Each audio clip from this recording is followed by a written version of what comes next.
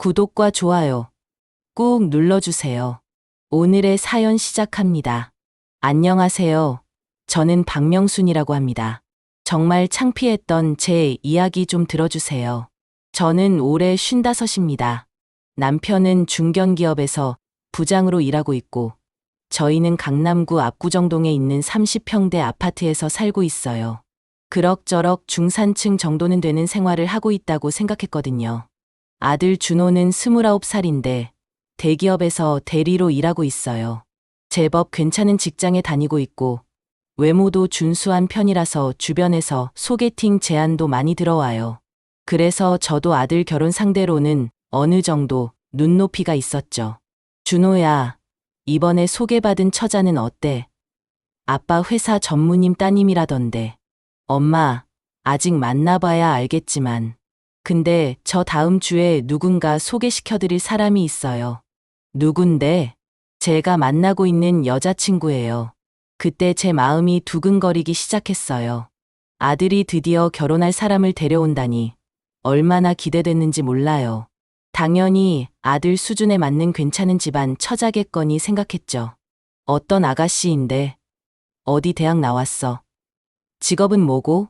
엄마, 만나보시면 아실 거예요. 정말 착하고 좋은 사람이에요. 아들이 구체적으로 말하지 않아서 더 궁금했어요.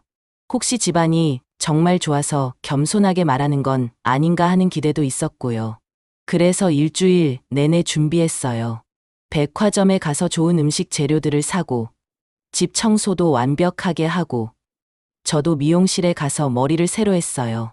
그날 저녁, 준호가 여자친구를 데려왔어요. 문을 열어보니 키 작은 처자가 서 있더라고요. 첫인상은 솔직히 말하면 좀 실망스러웠어요. 일단 옷부터가 그랬어요. 유니클로인지 H&M인지 모르겠지만 아무튼 저가 브랜드 옷을 입고 있더라고요. 가방도 명품이 아니라 그냥 평범한 브랜드였고요. 화장도 진하지 않고 수수했어요. 어머님, 안녕하세요. 저는 이지은입니다. 목소리는 또랑또랑했지만 뭔가 촌스러운 느낌이었어요. 말투도 표준어를 쓰긴 하는데 약간 사투리 억양이 섞여 있는 것 같았고요. 아, 네. 지은 씨. 어서 와요. 제가 정성껏 차린 음식들을 보여주면서 이야기를 시작했어요. 지은 씨는 어디서 왔어요? 충남, 논산에서 왔어요. 논산이라고 하니까 시골이구나 싶었어요. 아무래도 서울 토박이나 수도권 출신이 아니니까 좀 아쉽긴 하지만 그래도 착하면 되겠다 싶었죠. 부모님은 뭐 하세요? 아버지는 농사 지으세요. 농사. 그 말을 듣는 순간 제 얼굴이 굳었어요. 농부의 딸이라니. 물론 농사 짓는 것도 훌륭한 일이지만 저희 집 수준하고는 좀 맞지 않는다는 생각이 들었어요. 아, 그래요. 농사. 요즘 농사도 잘 되나요? 그냥 그럭저럭이요. 대답도 성의가 없었어요. 아들한테는 분명히 좋은 모습만 보여줬을 텐데 저한테는 별로 신경을 안 쓰는 것 같았어요. 지은 씨는 직업이 뭐예요? 작은 회사에서 사무직해요. 어떤 회사인데요? 잘 모르실 거예요. 작은 회사라서요. 계속 구체적으로 말하지 않으니까 더 의심스러웠어요. 아마 변변찮은 중소기업이겠거니 생각했죠. 그런데 가장 충격적이었던 건 지은이가 가져온 선물이었어요. 과일을 가져왔는데 그냥 동네 마트에서 파는 평범한 사과 한 봉지였어요. 첫 만남에 그 정도 선물이라니. 저는 아들, 여자친구 부모님한테 갈 때 항상 백화점에서 산 비싼 과일이나 한우 같은 걸 가져갔는데 말이에요. 저녁을 먹으면서도 계속 실망스러웠어요. 식사 예절은 나쁘지 않았지만 뭔가 세련되지 못한 느낌이었어요. 젓가락질도 어색하고 음식을 먹는 모습도 좀 촌스러웠거든요. 지은 씨, 취미가 뭐예요? 독서하고 음악 듣는 걸 좋아해요. 어떤 음악 들어요? 클래식도 들어요? 아니요, 그냥 팝송이나 가요 들어요. 클래식, 음악도 모르는구나 싶었어요. 교양 수준이 좀 떨어진다는 생각이 들었죠. 그날 밤 아들이 지은이를 데려다 주고 돌아온 후에 이야기했어요. 준호야, 지은이라는 친구 괜찮긴 한데 좀 아쉬운 부분이 있네. 뭐가 아쉬워요? 일단 집안 배경부터가 농사 짓는 집이잖아. 그리고 본인도 변변한 회사도 아닌 곳에서 일하고. 엄마, 그게 뭐가 중요해요? 사람이 착하면 되는 거 아닌가요? 물론 사람이 중요하지. 그런데 격이 맞아야 하는 것도 있잖아. 너는 대기업 다니고 우리도 그럭저럭 괜찮게 살고 있는데. 엄마, 그런 말씀 마세요. 지은이는 정말 좋은 사람이에요. 아들이 좀 서운해하는 것 같았지만 저는 솔직한 심정을 말한 거였어요. 아들의 미래를 생각하면 더 좋은 조건의 여자를 만나는 게 맞다고 생각했거든요. 그 뒤로 한 달 정도 지났어요. 아들이 지은이와 계속 만나고 있다는 건 알고 있었지만 제가 별로 반대 의사를 표현했더니 집에는 데려오지 않더라고요. 그런데 어느 날 정말 이상한 일이 벌어졌어요. 토요일 오후였는데 백화점에서 장을 보고 있는데 멀리서 지은이가 보였어요. 그런데 뭔가 이상했어요. 제가 처음 봤을 때와는 완전히 다른 모습이었거든요. 명품 가방을 들고 있었어요. 에르메스 캘리백 같았는데 그게 1,000만 원 넘는 가방이라는 걸 저도 알고 있었어요. 옷도 샤넬인지 구찌인지 아무튼 명품으로 완전 무장하고 있더라고요. 설마 짝퉁 아닌가? 그렇게 생각하며 조심스럽게 따라가 봤어요. 그런데 지은이가 들어간 곳이 백화점 명품 매장이었어요. 그것도 에르메스 매장에 들어가서 직원과 친숙하게 인사를 나누는 거예요. 지은님, 오늘 새로 들어온 가방 보러 오셨어요? 네, 그것도 보고 시계도 하나 봐야 해서요. 직원이 지은이한테 완전 VIP 대접을 하는 거예요. 시계까지 보겠다니 에르메스 시계가 얼마나 비싼지 저도 아는데 말이에요. 그 모습을 보면서 머리가 복잡해졌어요. 혹시 짝퉁을 들고 가서 진짜인 척 하는 건가? 아니면 정말로. 그런데 더 이상한 일은 그 다음이었어요. 다음 주 수요일이었어요. 남편과 함께 압구정동 갤러리아 백화점 식당가에서 저녁을 먹고 있었는데 멀리서 지은이가 또 보였어요. 그런데 이번에는 혼자가 아니라 누군가와 함께 있더라고요. 중년 남자와 여자, 그리고 지은이. 3명이 함께 식사를 하고 있었는데 그 분위기가 심상치 않았어요. 지은이가 완전히 공주님 대접을 받고 있는 거예요. 여보, 저기 봐. 우리 준호 여자친구 아니야? 남편도 놀라면서 쳐다봤어요. 어? 맞네. 그런데 저 사람들은 누구지? 궁금해서 조심스럽게 가까이 가봤어요. 그런데 지은이 옆에 앉은 중년 남자가 뭔가 범상치 않아 보이는 거예요. 명품 정장에 비싼 시계까지 차고 있었고 분위기부터가 사업가 같았어요. 그때 지은이가 그 남자한테 이런 말을 하는 게 들렸어요. 아빠, 이번 주말에 집에 갈게요. 오랜만에 엄마 음식이 먹고 싶어요. 아빠라고? 그럼 저 남자가 지은이 아버지란 말인가요? 그런데 지은이는 분명히 아버지가 농사를 지신다고 했는데 더 이상 지켜볼 수가 없어서 그냥 나왔어요. 집에 와서 남편과 이야기했어요. 여보, 뭔가 이상하지 않아? 지은이가 아버지는 농사 짓는다고 했는데 저 사람이 어떻게 봐도 농부는 아닌 것 같은데. 그러게 말이야. 그리고 지은이 옷차림도 이상해. 처음 왔을 때는 저가 브랜드 옷 입고 왔는데 오늘은 완전 명품이잖아. 그날 밤 잠이 안 와서 계속 생각해봤어요.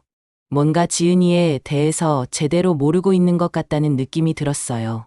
그런데 그때는 몰랐습니다.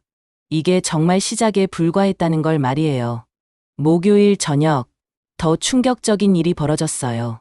남편과 함께 동네 산책을 하고 있는데 우리 아파트 지하주차장에서 고급 외제차 한 대가 나오는 거예요.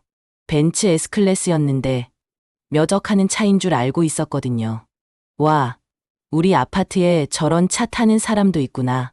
그렇게 말하면서 보는데 운전석에서 내린 사람이 지은이었어요. 여보, 저거 지은이야. 어? 정말이네. 지은이가 우리 아파트 주차장에서 고급 외제차를 몰고 나오다니. 도대체 어떻게 된 일인지 이해가 안 됐어요. 그 다음 날 저는 참을 수 없어서 아들한테 직접 물어봤어요. 준호야, 지은이가 정확히 어떤 사람이야? 나는 뭔가 이상한 점들이 많이 보이는데. 엄마, 왜요? 무슨 일 있어요? 지은이가 명품 가방 들고 다니는 것도 봤고, 고급 외제차 타는 것도 봤어. 그리고 아버지라는 분도 농부 같지 않았고, 아들이 한참 망설이더니 이런 말을 했어요. 엄마, 사실은 뭐, 지은이가 제가 처음에 말씀드린 거와 좀 달라요. 제 심장이 쿵쿵거리기 시작했어요. 어떻게 다른데? 지은이 아버지가 농사는 맞는데 그냥 농사가 아니라 아들이 깊은 숨을 쉬더니 말했어요. 충남에서 제일 큰 농업회사 사장님이세요. 그리고 지은이도 작은 회사가 아니라 그 회사 전무예요. 그 말을 듣는 순간 머리가 하얗게 변했어요. 뭐라고? 전무라고? 네. 2,000헥타르 농지를 소유하고 있고 농업법인도 여러 개 운영하시고 지은이 아버지가 농업계에서는 굉장히 유명한 분이세요. 제가 앉아있던 소파에서 털썩 주저앉았어요. 그럼 왜 처음에 그냥 농사 짓는다고 했어? 지은이가 그렇게 말하라고 했어요. 사람들이 돈 때문에 접근할까봐 항상 그렇게 소개한다고 하더라고요. 그럼 지은이 집이 얼마나 부자인데? 정확히는 모르겠지만 재산이 수백억은 될 거예요. 수백억. 그 말이 제 머릿속에서 맴돌았어요. 저희가 살고 있는 압구정동 아파트가 수십억 정도 하는데 지은이네는 그것의 수십 배나 되는 재산을 가지고 있다는 거였어요. 준호야, 그럼 지은이가 왜 그렇게 수수하게 입고 다니는 거야? 지은이가 원래 그런 성격이에요. 화려한 걸 좋아하지 않고 평범하게 지내는 걸 좋아한다고 해요. 그래서 저도 지은이를 더 좋아하게 됐고요. 제 머릿속이 복잡해졌어요.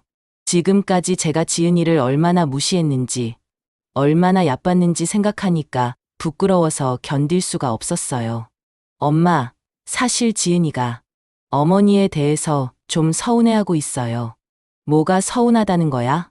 첫날 오셨을 때 어머니가 지은이를 대하는 태도가 좀 차가웠다고 해요. 마치 자신을 무시하는 것 같았다고. 제 가슴이 철렁했어요. 맞아요. 저는 지은이를 처음 봤을 때부터 계급이 다르다는 식으로 대했거든요. 그리고 지은이가 사실 어머니를 잘 보려고 나름대로 신경을 많이 썼대요. 옷도 일부러 수수하게 입고 오고 선물도 부담스럽지 않게 가져왔다고 하더라고요. 그럼 평소에는 어떻게 입고 다니는데? 그냥 평범하게 입어요. 하지만 필요할 때는 격식에 맞게 입기도 하고 어머니 보실 때는 일부러 더 소박하게 입고 오신 거예요. 그 말을 듣고 나서야 깨달았어요. 지은이가 마트에서 산 사과를 가져온 것도 수수한 옷을 입고 온 것도 모두 저한테 부담을 주지 않으려고 배려한 거였어요. 그런데 저는 그걸 가난해서 그런 거라고 생각했던 거죠. 준호야, 그럼 지은이가 저에 대해서 어떻게 생각해? 아들이 한참 망설이더라고요. 솔직히 말해줘. 지은이가 어머니를 만나기 전에는 결혼을 진지하게 생각하고 있었는데 지금은 좀 고민이 많다고 해요. 고민이 많다고? 네. 시어머니가 자신을 그렇게 보는데 결혼해서 행복할 수 있을지 모르겠다고. 그 순간 제 가슴이 무너지는 것 같았어요. 제가 너무 성급하게 판단해서 아들의 행복을 망칠 뻔했다는 생각이 들었거든요. 그날 밤 남편한테 모든 걸 털어놨어요. 여보, 큰일 났어. 내가 지은이를 완전히 잘못 봤어. 어떻게 잘못 봤는데? 지은이네 가정환경에 대해서 아들한테 들은 이야기를 남편한테 모두 말해줬어요. 남편도 깜짝 놀라더라고요. 그럼 우리가 지금까지 지은이를 무시한 거네? 그렇지. 그런데 어떻게 해? 이미 지은이는 나에 대해서 안 좋은 감정을 가지고 있는데. 일단 사과부터 해야지. 그리고 제대로 된 만남을 가져보자. 다음 날, 저는 아들한테 부탁했어요. 준호야, 지은이한테 다시 한번 우리 집에 오라고 해봐. 내가 제대로 사과하고 싶어. 엄마, 지은이가 올까요? 많이 서운해하고 있는데. 그래도 한번 말해봐. 내가 정말 잘못했다고, 사과하고 싶다고. 아들이 지은이한테 연락을 했는데 처음에는 거절했다고 하더라고요. 그런데 아들이 계속 부탁해서 결국 다시 한번 우리 집에 오기로 했대요. 그 다음 주 토요일, 지은이가 다시 우리 집에 왔어요. 이번에는 처음 왔을 때와는 완전히 다른 모습이었어요. 명품은 아니지만 품격 있는 옷을 입고 왔고 자신감 있는 모습이었어요. 어머님, 안녕하세요. 인사도 첫 번째와는 달랐어요. 차갑지도 위축되지도 않은 당당한 목소리였어요. 지은 씨, 와줘서 고마워요. 앉아요. 저는 이번에는 지은이를 정말 정성껏 대접했어요. 백화점에 가서 비싼 과일도 사고 한우도 사서 갈비찜도 만들었어요. 지은 씨, 저번에 제가 정말 잘못했어요. 어머님, 지은 씨를 제대로 알아보지도 못하고 섣부르게 판단했어요. 정말 죄송해요. 지은이가 조용히 듣고 있더라고요. 사실은 제가 집안 배경이나 경제적인 조건 같은 것들을 너무 중요하게 생각했어요. 그런데 그건 제 편견이었어요. 어머님, 괜찮아요. 아니에요. 괜찮지 않아요. 지은 씨가 얼마나 신경 써서 저희한테 와줬는지 이제야 알겠어요. 수수하게 입고 와주신 것도, 부담 안 되는 선물, 가져와 주신 것도 모두 저희를 배려해 주신 거였는데, 저는 그걸 전혀 몰랐어요. 지은이의 표정이 조금 부드러워지는 것 같았어요.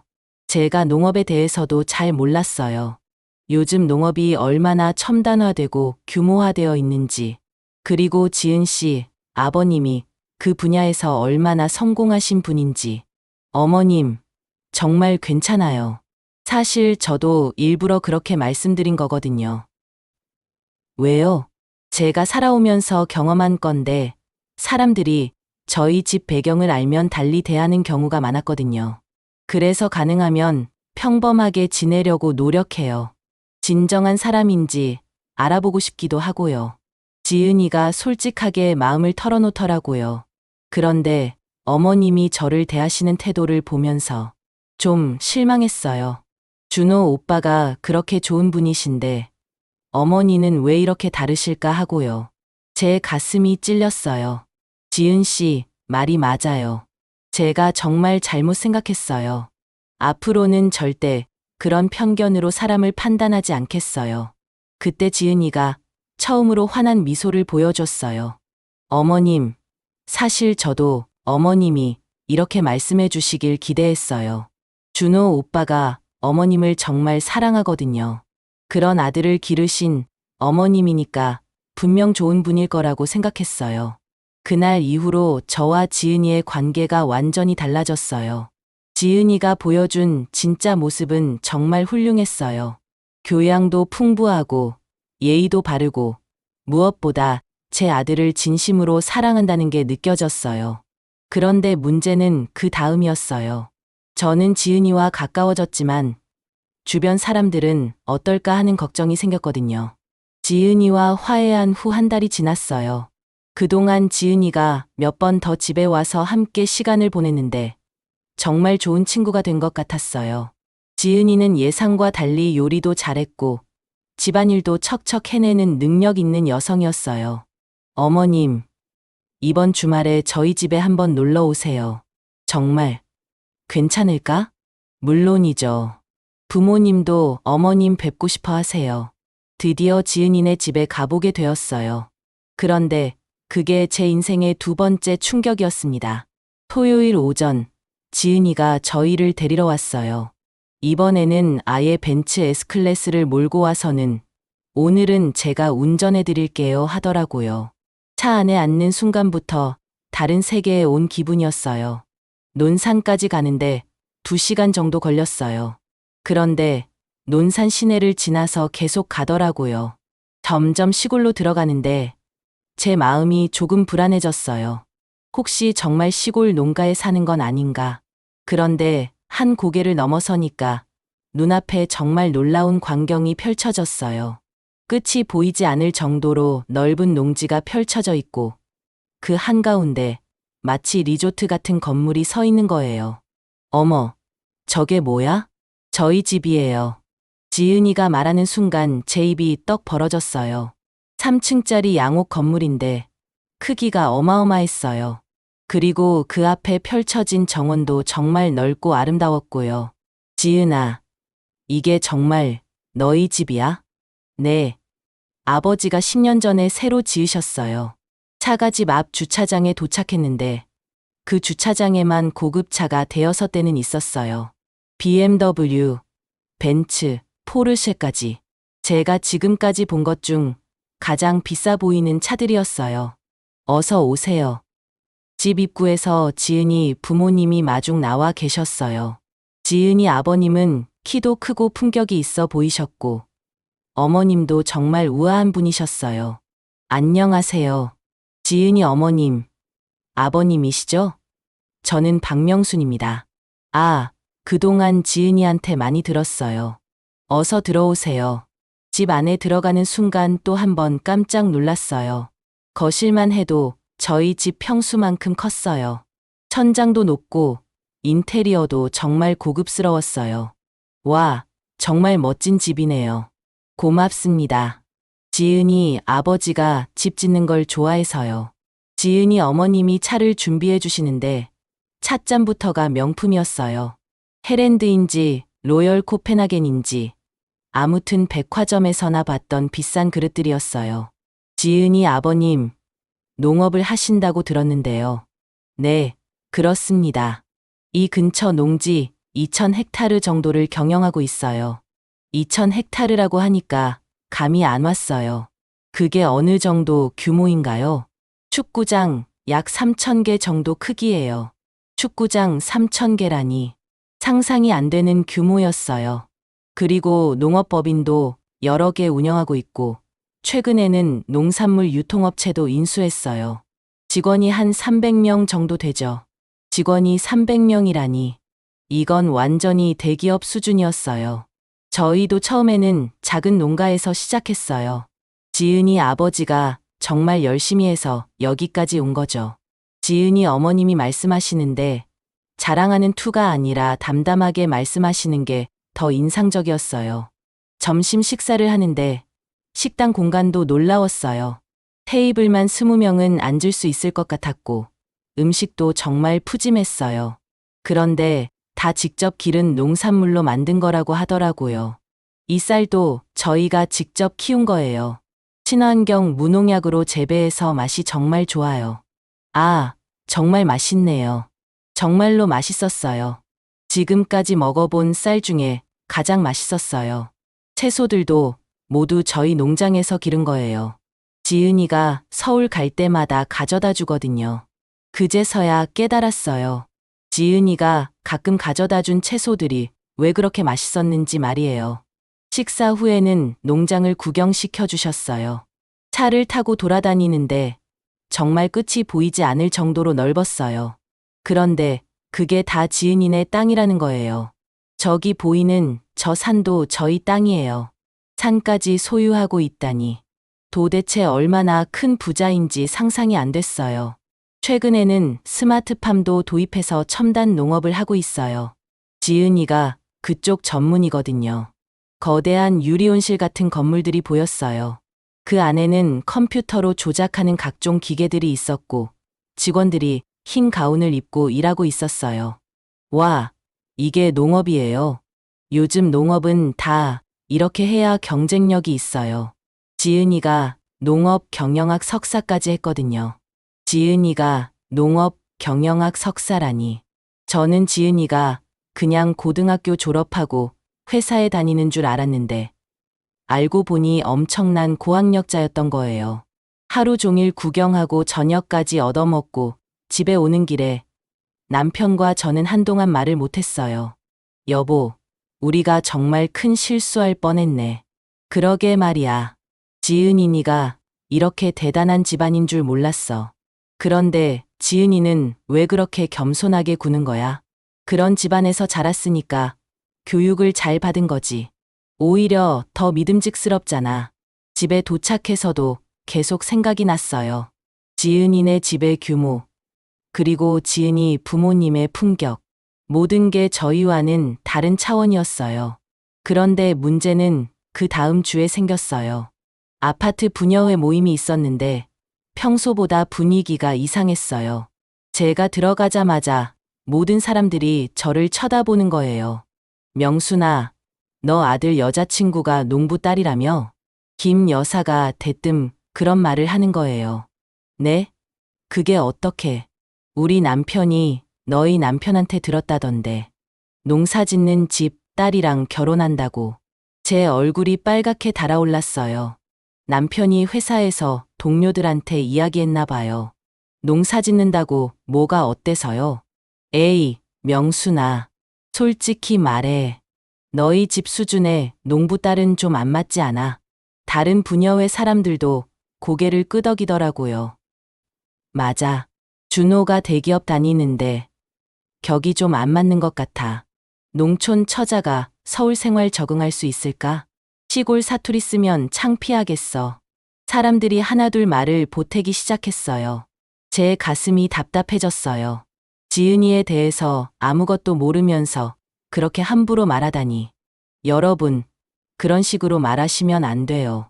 명순아, 우리가 너 생각해서 하는 말이야. 결혼은 신중하게 해야지. 그럼 명순이는 그 처자 마음에 들어? 순간 머뭇거렸어요. 지은이네 집안 배경을 말해야 할까, 말아야 할까. 그런데 지은이가 항상 조용히 살고 싶어 한다고 했는데 제가 함부로 말해도 되는 건가? 저는 지은이가 정말 좋은 아이예요. 좋긴 뭐가 좋아. 집안 배경부터 안 맞잖아. 맞아.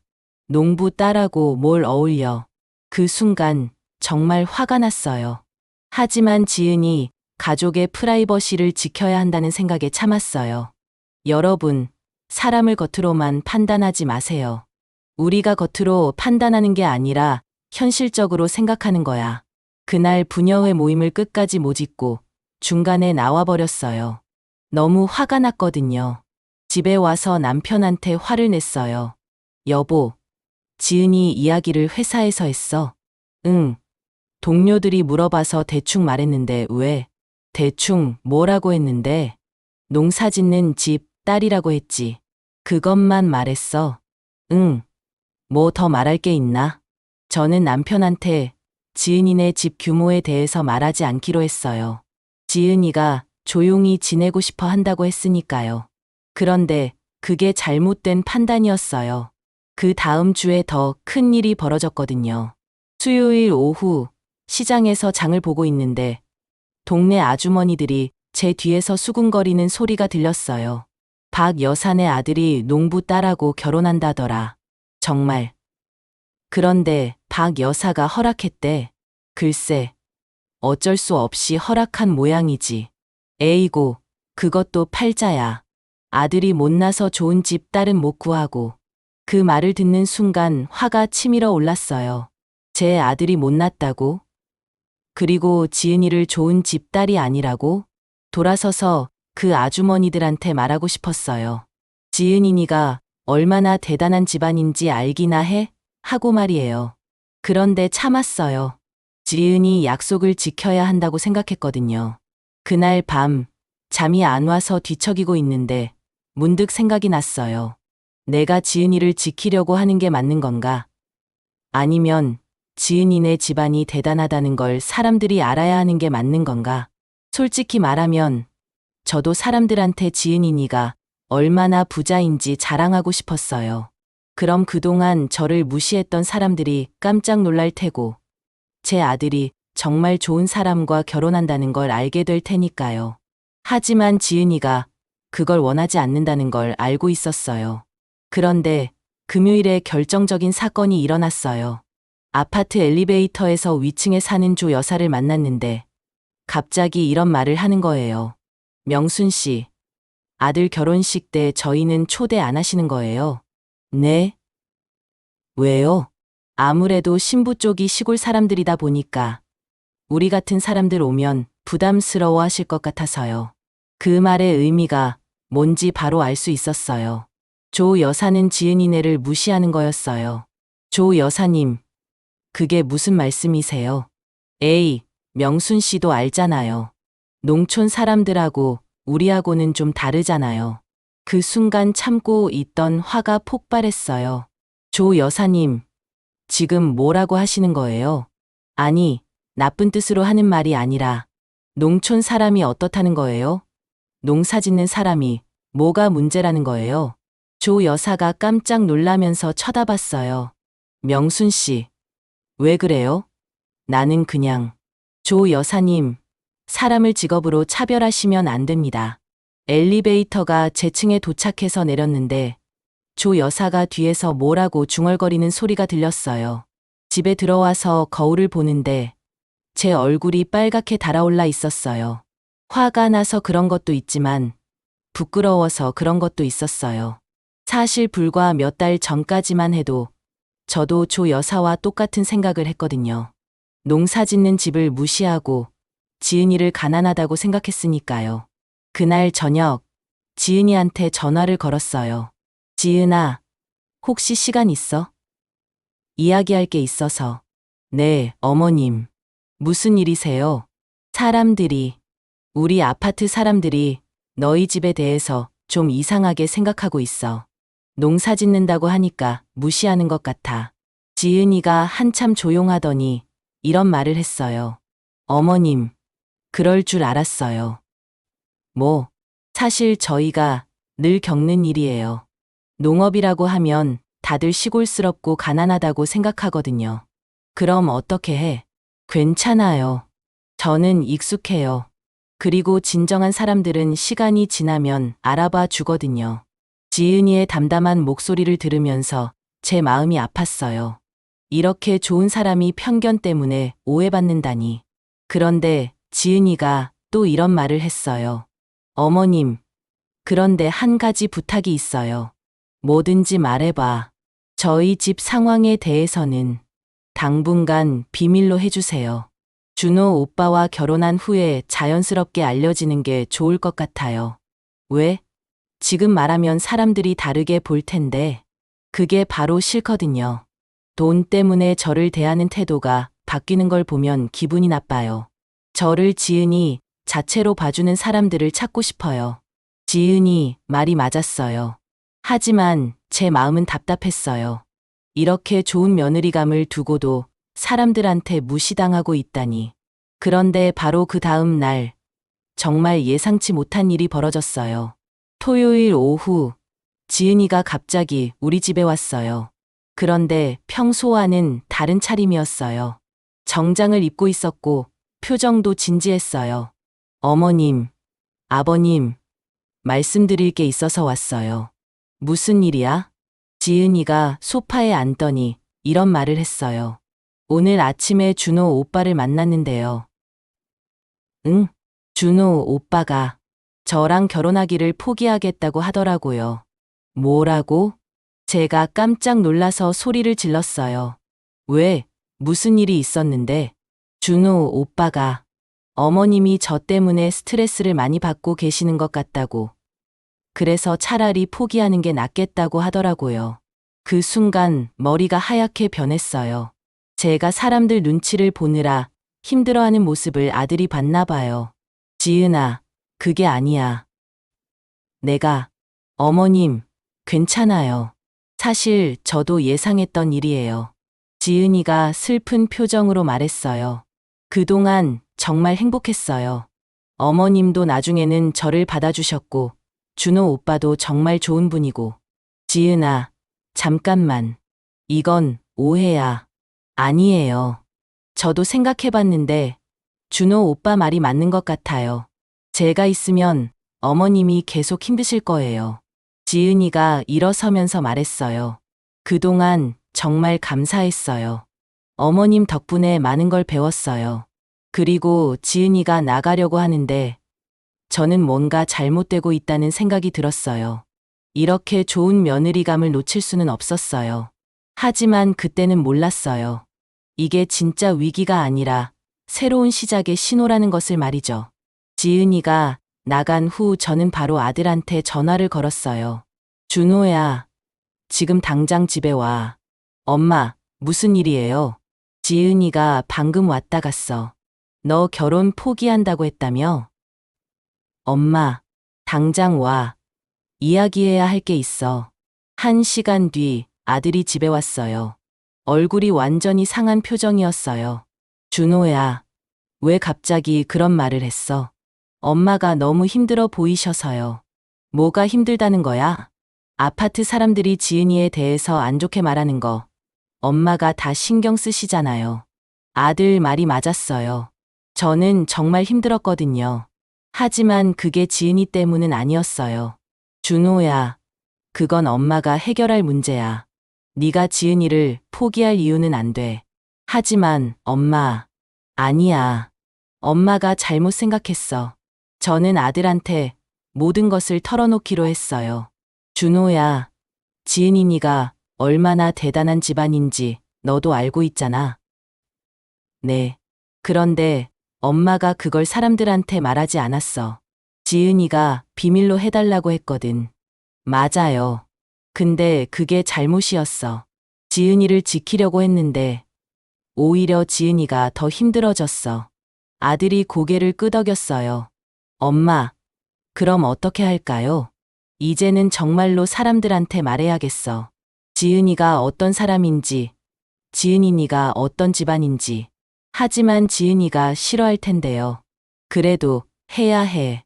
이런 오해를 계속 방치할 수는 없잖아. 그날 저녁, 저는 지은이한테 전화를 걸었어요. 지은아, 엄마야, 어머님. 지은이 목소리가 많이 상해 있었어요. 지은아, 엄마가 결정한 게 있어. 네? 이제 사람들한테 진실을 말하려고 해. 지은이니가 어떤 집안인지, 지은이가 어떤 사람인지. 어머님, 그러지 마세요. 아니야. 이제는 말해야 해. 지은이가 이런 오해를 받으면서 살 이유가 없어. 하지만, 지은아, 엄마를 믿어봐. 엄마가 지은이를 제대로 사람들한테 소개해 줄게. 지은이가 한참 생각하더니 말했어요. 어머님이 정말 그렇게 하고 싶으시다면 어쩔 수 없죠. 다음 날이 일요일이었어요. 마침 아파트 부녀회에서 바자회를 연다고 해서 많은 사람들이 모일 예정이었어요. 그날이 기회라고 생각했어요. 지은아, 내일 아파트 바자회에 와줄 수 있어? 네? 왜요? 지은이를 사람들한테 제대로 소개해주고 싶어서. 어머님, 그리고 부모님도 함께 오시면 좋겠어. 부모님까지요? 응. 이번 기회에 확실하게 하고 싶어. 지은이가 망설이더니 결국 승낙했어요.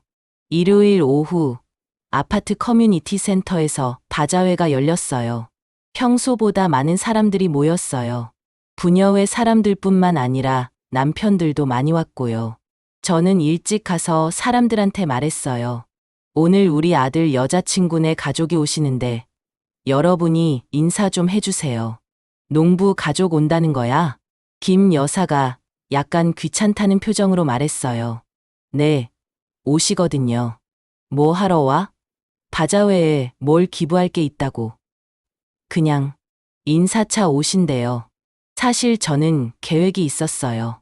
지은이네 가족이 오면 자연스럽게 사람들이 알게 될 거라고 생각했거든요. 오후 3시쯤 지은이네 가족이 도착했어요. 그런데 오는 모습부터가 심상치 않았어요. 고급 승용차 3대가 아파트 앞에 도착했어요. 맨 앞차는 벤츠 S클래스, 그 다음은 BMW 7 시리즈, 마지막은 제네시스 G90이었어요. 사람들이 창문으로 쳐다보면서 웅성거리기 시작했어요. 어머, 저 차들 뭐야? 누가 오는 거야? 첫 번째 차에서 지은이 아버지가 내리셨어요. 정말 품격 있는 정장을 입고 계셨고 두 번째 차에서는 지은이 어머니와 지은이가 내렸어요. 세 번째 차에서는 지은이 삼촌뻘 되는 분들이 내리셨어요. 총 6분이 오셨는데 모두 정말 고급스럽게 차려입고 오셨어요. 커뮤니티 센터에 들어오시는 모습을 본 사람들이 모두 입을 떡 벌리고 쳐다봤어요. 저분들이 농부세요? 저렇게 차려입고 오는 농부가 어디 있어? 사람들이 수군거리기 시작했어요. 안녕하세요. 저는 이지은 아버지 이철수입니다. 지은이 아버지가 정중하게 인사를 하시자 사람들이 더욱 당황했어요.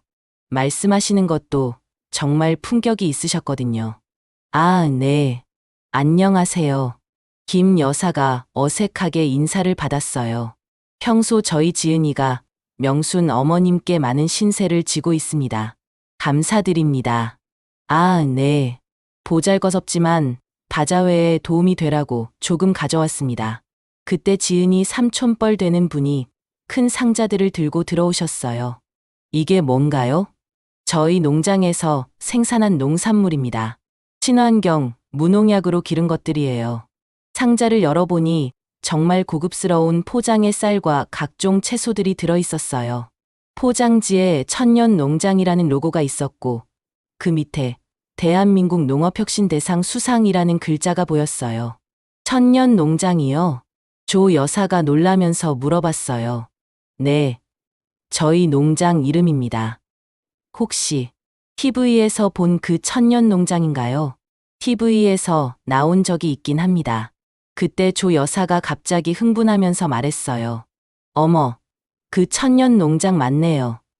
며칠 전에 KBS 다큐멘터리에서 봤어요. 어떤 다큐멘터리요? 대한민국 농업혁신 기업 특집이었는데 천년농장이 대표적인 성공 사례로 나왔어요. 연 매출이 몇백억이라고 하던데 사람들이 웅성거리기 시작했어요. 연 매출이 몇백억이라고요? 네, 300억 정도 될 거예요. 지은이 아버지가 담담하게 답하시자 사람들이 완전히 놀란 표정이 됐어요. 그럼 지은이니가 그 천년농장 사장님 딸이라는 거예요? 네, 그렇습니다. 그 순간 커뮤니티 센터 안이 완전히 조용해졌어요. 모든 사람이 충격을 받은 듯 말을 하지 못했어요. 김 여사가 떨리는 목소리로 물어봤어요. 그럼 지은 씨는? 저희 회사 전무이사입니다. 농업경영학 석사이기도 하고요. 지은이가 조용히 대답했어요. 전무이사요? 네. 스마트팜 사업부를 담당하고 있어요. 사람들이 서로 쳐다보기 시작했어요. 지금까지 자신들이 뭘 했는지 깨닫기 시작한 거죠. 그때 지은이 어머니가 말씀하셨어요. 그동안 저희가 신분을 숨기고 지내서 오해가 있었던 것 같네요. 저희는 평소에 조용히 지내는 걸 좋아해서요. 아, 네. 지은이도 어릴 때부터 검소하게 기르려고 노력했어요. 돈보다는 사람의 인품이 중요하다고 가르쳤거든요. 그 말을 듣고 조 여사가 얼굴이 빨갛게 되면서 말했어요. 죄송합니다. 제가 그동안 무례했습니다. 괜찮습니다. 충분히 그럴 수 있다고 생각해요. 지은이가 웃으면서 대답했어요. 그때 김 여사가 갑자기 저한테 와서 말했어요. 명순아, 너 이걸 왜 진작 말하지 않았어? 지은이가 비밀로 해달라고 해서요. 에이고, 우리가 얼마나 무시했는데. 창피해서 어떻게 해. 다른 사람들도 하나둘씩 와서 사과하기 시작했어요. 지은 씨, 정말 죄송해요. 제가 농업에 대해서 잘 몰라서 오해했어요. 앞으로 잘 부탁드려요. 지은이는 모든 사람들한테 친절하게 대답해줬어요. 전혀 기분 나빠하지 않고 오히려 이해한다는 식으로 말이에요. 바자회가 끝나고 사람들이 하나둘 떠나면서 제게 와서 말했어요. 명순아, 정말 좋은 며느리가 만났네. 부러워 죽겠어. 지은 씨 같은 며느리 어디서 구해? 준호가 정말 복 많은 아이야. 제 기분이 정말 좋았어요. 드디어 사람들이 지은이를 제대로 알아봐 주는 것 같았거든요. 그런데 정말 놀라운 건 그 다음이었어요. 다음 주부터 아파트 분위기가 완전히 달라졌어요. 지은이가 올 때마다 사람들이 마치 VIP 대하듯 했어요. 지은 씨, 언제 결혼식 해요? 혹시 저희도 초대해 주세요. 지은 씨, 농장에서 나온 쌀 어디서 살 수 있어요? 갑자기 모든 사람들이 지은이한테 관심을 보이기 시작했어요. 그런데 그걸 보면서 제 기분이 복잡해졌어요. 기쁘기도 했지만 한편으로는 씁쓸하기도 했어요. 수요일 저녁, 지은이가 집에 놀러 왔을 때 이야기했어요. 지은아, 사람들이 이제 너를 완전히 다르게 보더라. 네, 느꼈어요. 어떤 기분이야? 지은이가 잠깐 생각하더니 말했어요. 솔직히, 좀 실망이에요. 왜? 사람들이 진짜 저를 좋아해서 대하는 게 아니라 제 집안 배경을 보고 대하는 거잖아요. 지은이 말이 맞았어요. 사람들은 지은이라는 사람을 좋아하는 게 아니라 천년 농장 전무를 좋아하고 있었어요. 그래도 이제 오해는 풀렸잖아. 네, 그건 다행이에요. 어머님이 힘들어 하시는 걸 보기가 싫었거든요. 그때 지은이가 저한테 이런 말을 했어요. 어머님, 사실 제가 처음에 어머님을 만났을 때도 똑같은 생각을 했어요. 무슨 말이야? 어머님이 저를 가난하다고 생각하시는 게 느껴졌거든요. 그래서 좀 서운했어요. 미안해. 아니에요. 이해해요. 사람은 누구나 첫인상으로 판단하게 되니까요. 그럼 왜 계속 만나줬어? 준호 오빠 때문이기도 했지만 어머님이 근본적으로는 좋은 분이라는 게 느껴졌어요. 어떻게? 어머님이 저를 무시하셨지만 그래도 예의는 지켜주셨거든요. 그리고 나중에는 진심으로 사과도 해주셨고요. 지은이의 말을 들으면서 제가 얼마나 다행인지 깨달았어요. 지은이가 너그러운 마음으로 용서해줬기 때문에 이 모든 게 가능했던 거니까요. 지은아, 그럼 이제 준호랑 결혼 준비해도 되는 거야? 지은이가 환하게 웃으면서 답했어요. 네, 어머님. 준호 오빠도 이제 안심하실 수 있을 거예요. 그날 밤, 저는 남편과 이야기했어요. 여보, 이번 일로 많이 배운 것 같아. 뭘 배웠는데? 사람을 겉모습으로 판단하면 안 된다는 것. 그리고 진짜 중요한 건 그 사람의 인품이라는 것. 맞아. 지은이가 정말 좋은 아이야. 그리고 우리도 다른 사람들한테 그런 편견을 가지면 안 되겠어. 남편이 고개를 끄덕였어요. 앞으로는 정말 조심해야겠네. 그로부터 6개월 후, 준호와 지은이의 결혼식이 있었어요. 결혼식 장소를 정할 때도 작은 에피소드가 있었어요.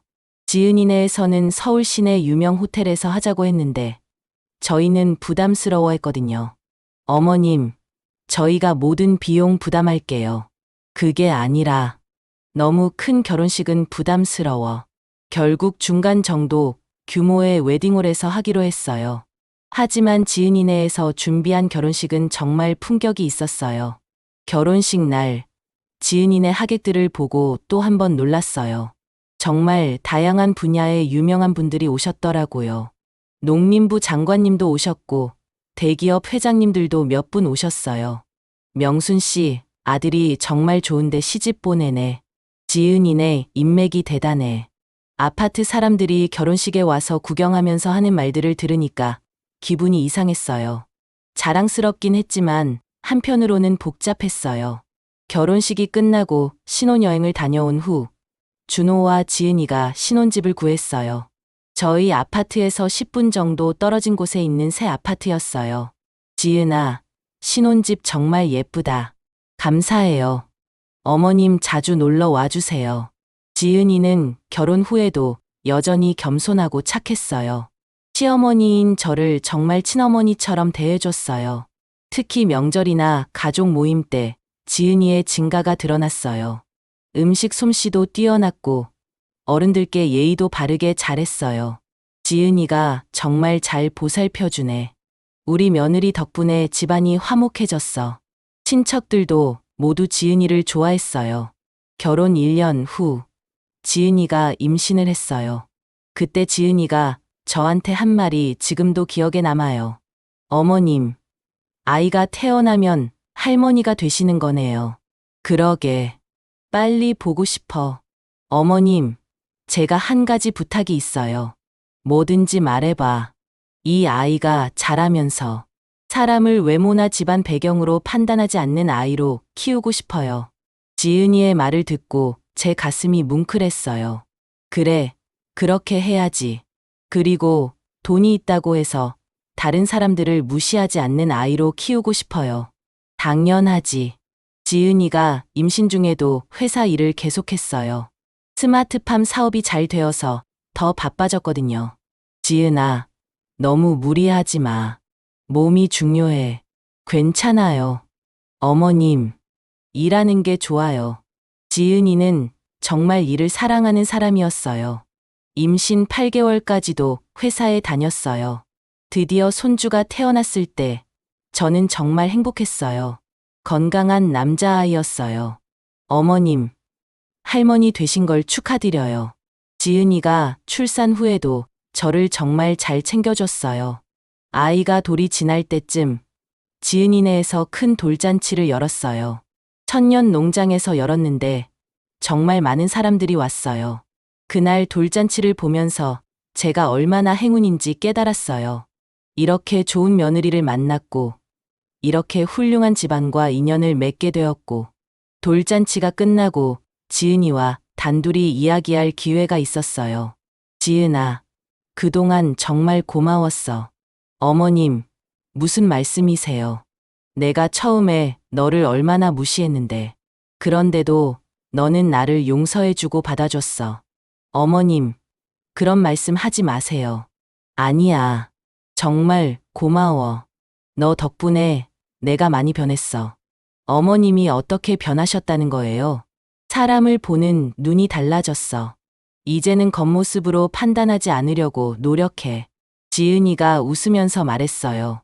어머님, 사실 저도 어머님 덕분에 많이 배웠어요. 뭘 배웠는데? 진정한 가족이 뭔지 배웠어요. 어머님이 처음에는 저를 무시하셨지만 나중에는 진심으로 사과하시고 받아주셨잖아요. 그게 진짜 가족이라고 생각해요. 지은이 말을 들으면서 제 눈에 눈물이 났어요. 지은아, 우리 정말 좋은 가족이 됐네. 네, 어머님. 저도 정말 행복해요. 그로부터 3년이 더 지났어요. 지금 손주는 4살이 되었고 정말 똑똑하고 예쁘게 자라고 있어요. 지은이는 여전히 회사 일을 열심히 하고 있어요. 천년 농장이 더욱 성장해서 이제 해외에도 진출했다고 하더라고요. 준호도 회사에서 승진해서 부장이 됐어요. 지은이네 도움을 받은 건 아니고 본인 실력으로 인정받았어요. 저희 부부도 건강하게 잘 지내고 있어요. 요즘은 손주 돌보는 재미에 빠져서 살고 있어요. 가끔 아파트에서 새로 이사 온 사람들을 만나면 예전에 제 모습이 생각나요. 겉모습만 보고 사람을 판단하려는 모습들 말이에요. 그럴 때마다 저는 조심스럽게 조언을 해줘요. 사람은 만나봐야 알 수 있어요. 겉모습으로 판단하면 안 돼요. 그리고 지은이와의 첫 만남을 이야기해 주기도 해요. 제가 얼마나 큰 실수를 할 뻔했는지 말이에요. 지난달에는 정말 기분 좋은 일이 있었어요. 지은이가 농업 분야에서 큰 상을 받았거든요. 젊은 농업인 대상이라는 상이었어요. 시상식에 가족들이 모두 참석했는데 지은이가 수상 소감에서 이런 말을 했어요. 저에게는 농업뿐만 아니라 인생의 스승이 계십니다. 바로 제 시어머니십니다. 그 말을 듣는 순간 제 눈에 눈물이 핑 돌았어요. 시어머니께서는 저에게 진정한 가족의 의미를 가르쳐 주셨습니다. 사람을 판단할 때 겉모습이 아니라 마음을 봐야 한다는 것도 보여주셨고요. 지은이가 저를 시어머니가 아니라 인생의 스승이라고 했을 때 정말 가슴이 뭉클했어요. 시상식이 끝나고 집에 와서 거울을 봤어요. 5년 전에 제 모습과는 많이 달라져 있었어요. 표정도 더 부드러워진 것 같았고 눈빛도 더 따뜻해진 것 같았어요. 지은이 덕분에 제가 더 좋은 사람이 된 것 같아요. 요즘 손주가 자주 하는 말이 있어요. 할머니, 사람은 착한 마음이 제일 중요한 거죠. 그래, 맞아. 착한 마음이 제일 중요해. 엄마가 그렇게 가르쳐 줬어요. 손주의 말을 들으면서 뿌듯했어요. 지은이가 아이를 정말 잘 키우고 있구나 싶었거든요. 이제 저는 확신해요. 제가 지은이를 만난 것은 정말 큰 행운이었다는 것을. 그리고 제가 지은이에게서 배운 것들을 다른 사람들에게도 전해줘야겠다는 것을. 지난주에 새로 이사 온 젊은 부부를 만났어요. 남편은 대기업에 다니고 아내는 평범한 회사에 다닌다고 하더라고요. 그런데 다른 아파트 사람들이 그 부부를 좀 무시하는 분위기였어요. 그래서 저는 그 부부에게 먼저 다가갔어요. 안녕하세요. 새로 이사 오셨죠? 저는 1405호에 사는 박명순이에요. 아, 안녕하세요. 혹시 필요한 게 있으면 언제든지 말씀하세요. 그 젊은 부부가 정말 고마워했어요. 나중에 다른 사람들이 저한테 물어봤어요. 명순 씨, 왜 그런 평범한 사람들한테 그렇게 잘해줘? 그때 저는 웃으면서 답했어요. 사람은 만나봐야 아는 거예요. 겉으로만 판단하면 안 되죠. 그리고 마음속으로 생각했어요. 지은아, 고마워. 너 덕분에 내가 이렇게 좋은 사람이 될 수 있었어. 지금 제가 가장 소중하게 생각하는 건 가족이에요. 남편, 아들, 며느리 지은이, 그리고 손주. 이 모든 가족이 있어서 제가 행복합니다. 그리고 제가 지켜야 할 건 이 가족의 소중함이에요. 서로를 존중하고, 이해하고, 사랑하는 마음 말이에요. 앞으로도 저는 지은이에게서 배운 것들을 잊지 않고 살아갈 거예요. 사람을 겉모습으로 판단하지 않기, 진정한 마음으로 대하기, 그리고 가족의 소중함 깨닫기. 이런 제 이야기가 여러분에게도 도움이 되었으면 좋겠어요.